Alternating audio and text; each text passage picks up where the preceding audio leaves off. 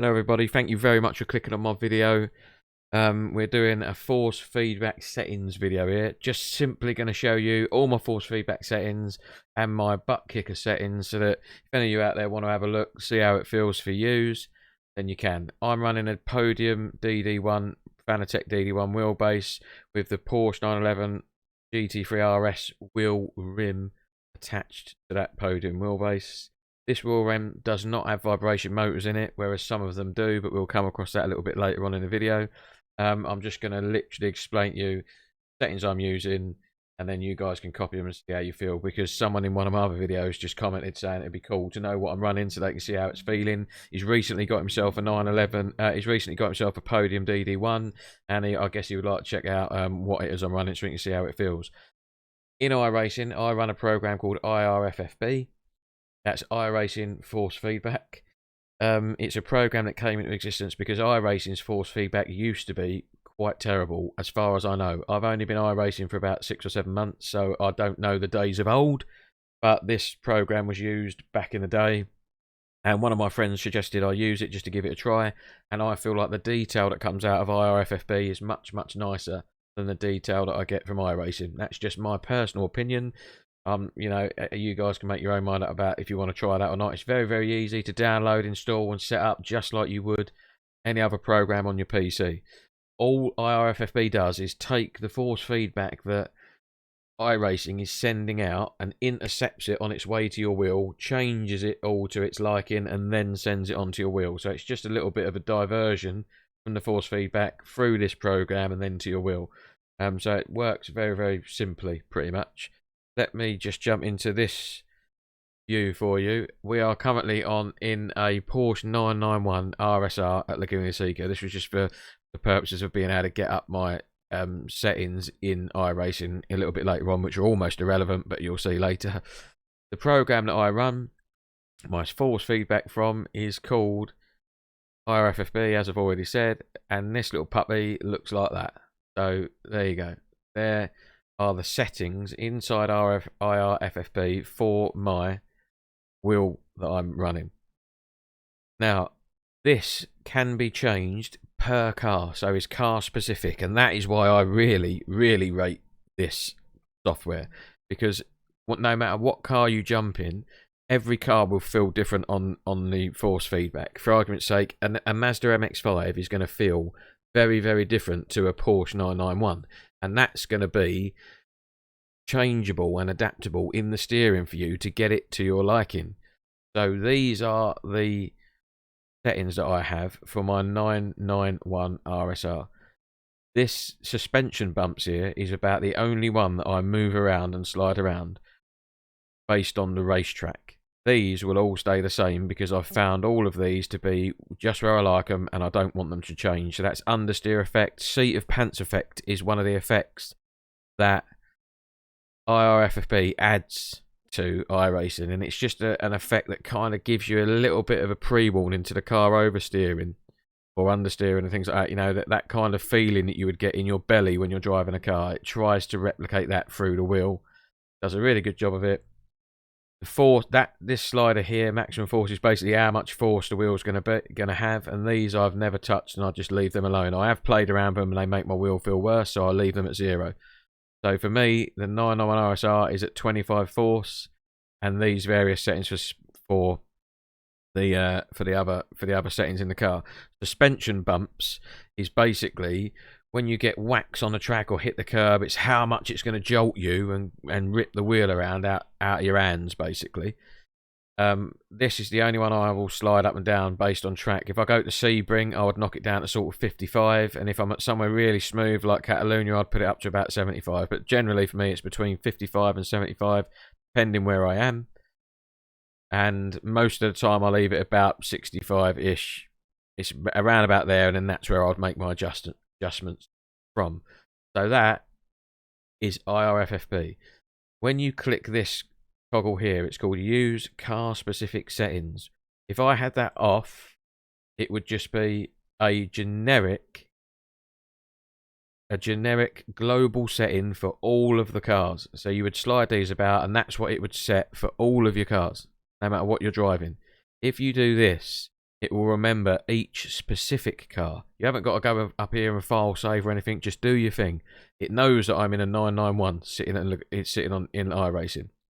If I changed the car to a Lamborghini Huracan, all of these would change to whatever I've set those to for my Lamborghini. So that is an absolute godsend. All of the cars automatically change all their force feedback settings based on your preferences when you get in them, which is just perfect. So this is the main kiddie that's running my steering wheel. When we jump to Fanalabs, in here, my tuning menu, I only ever have it on number 2.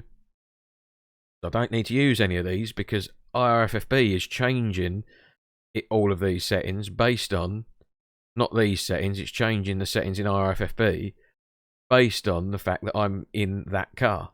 So this is almost irrelevant, but these are the settings that I've set it to. I'll go down them just in case you can't read them on the screen. From top to bottom, 900, 70, on, 20, 20, 10, 4, 100, 100, 100, 100, off, 20. Force feedback linearity is on. Basically, as far as I can tell, without reading all that jargon there and boring you brainless, this makes my steering wheel feel way smoother with less difference between the highs and the lows. So it doesn't go absolutely mental when I hit a curb. It gives me a nice little jolt, but it doesn't go crazy. If you want your wheel to be like an absolute rally stage, then you probably want to turn this off. But I would recommend having it on for all the people that are normal. So that is my Fanalab settings and my IRFFB settings. Please try IRFFB if you have if you have any steering wheel, really. I think it's absolutely awesome. It's even simply for the fact that it just changes all the settings for you on the fly whenever you jump in a different car without you having to click anything. That is in itself worth it, in my opinion.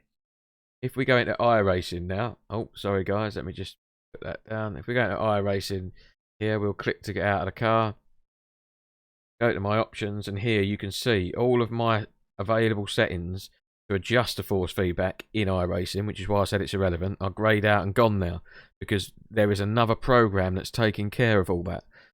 iRacing sends the signal out, IRFFB takes it, does some maths, and then sends it to my wheel. So that's why you cannot change anything in the force feedback settings when you are running IRFFB. My wheel range is at 882 degrees along with the map range. The only reason it is like this is because when I very first started racing iRacing and I didn't know what I was doing, that's just where it was, and that's what I've got used to. So that's where I always make sure my wheel ends up whenever I have to reassign it or anything like that. I just look for 882 and that's where I'm at with it, guys. So those are my force feedback settings. Please feel free to try them and comment. I love it when people drop in, ask a question in their video, like, I'm going to ask you a question in the hopes that you all put 1,000 comments in my video. That's not what I'm about at all, dudes. Just, if you want to comment in there and say, yeah, I tried your settings and it was all cushy, mate, that'd be cool to hear. If you never want to talk to me again in the comments, that's also up to you, dudes. No pressure. Anyway, guys, so they're my force feedback settings and the programs that I use to run my actual steering wheel. So definitely try them out, see what you think. Now, I've also got, in my little armoury, a butt kicker in my seat, which I would absolutely, wholeheartedly recommend to anybody. The whole rig feels completely dead when my butt kicker isn't running. It makes a huge difference. To get a thump in the small of your back when you change the gear on an absolutely crazy powerful Lamborghini or whatever, get a bang, bang, bang. It is absolutely epic. But there's also all of these other things that you can do with your butt kicker. So these are the settings that I have for road vibration and road impacts, etc, etc. You can really go to town in all these settings, but this is basically at the front here a real simplified version of what I've set it all to. So for me, road vibration, which is basically when you're driving along and the car kind of gets over 30 or 40 mile an hour, you'll start feeling a little bit of a vibration in the seat and the whole rig, because you're driving along in a car and it's going to vibrate in your bum, basically. So there you go. Oh, that was a bit interesting. Vibrate in your bum. But yeah, you're going to feel it through your body. When you drive your car, you obviously feel vibrations through your whole body, and that's what road vibration does. I have that set from 40 Hz to 50 Hz at 45%. Okay. road impacts. Now this is for like bangs and bumps and troughs and hits, basically. That I have set at 40 to 20. The reason it's 40 to 20 is I've got the bottom one set to 20 and the top one set to 40, because for me the little bangs were when I tapped something gently it would go bang, and when I hit something really hard it would go tap. So I swapped those hertz around, and it went in line then, so that when I hit something hard I got a big impact, and when I tapped something I got a little impact. So I have that 40 to 20, and that is set at 55%. The road rumble is set at 60 hertz and 43%. I'll just quickly drop in and show you all these settings quickly. So if somebody has got a butt kicker and they want to see exactly what I've got it all set to in here, they can. So I'll just scroll down for you like this for a second. Then into road rumble, you can obviously pause it if I'm moving too fast for you. That's my road rumble settings. Wheel slip. This one just gives you a little bit of a vibration when the rear wheel starts spinning up, and I feel like it's absolutely it's too much. It's overpowered because the wheels are spinning up all the time. Basically, it'll be vibrating out of control all the time. So set this at 10%, and you just get a tiny little feeling in your back about a warning that you're spinning the tires. Gear shift is the King Daddy one. That's the one that makes you really feel like you're racing a car. Have that right up there, 100%, 73 hertz. The important one in here is the pulse duration. Having that at 80 is where it's at for me. Otherwise, the pulse is too long. Instead of it going thump thump, it goes thump, and that's just a bit rubbish. RPMs I've turned off because I used to run it, but it just got wildly out of control, and the car would just be constant. The whole rig is just constantly shaking. Simulated road texture based on speed. So this is the one where as the faster you go, the more vibration it will put in to the butt kicker for you. 50 to 45, 44 hertz, and there's the frequencies and the things I've got it set to. So there you go, my little pedigree chums. No racing today. This is a sim racing channel. I am very normal at these games. That's what I kind of wanted to relate to normal people. Whenever I see all these crazy people that are ultra fast doing these sim racing videos, it kind of got me down, to be honest, because I'll be seconds behind them per lap. But I'm very normal. My pace is very normal. It's going to be very similar to yours. So hopefully you can relate to that. If you like the video, it would be awesome if you could subscribe, because that makes me well excited. Let me tell you how many I've got. I've got 184 subscribers, and my little channel went past 10,000 views the other day, which we was well excited about in this house. I've got 3 little kids that think it's awesome. Their wrinkly old dad's got 185 subscribers, 184 subscribers on YouTube. So the more the merrier. Thank you very much, guys. Keep it real. Till next time.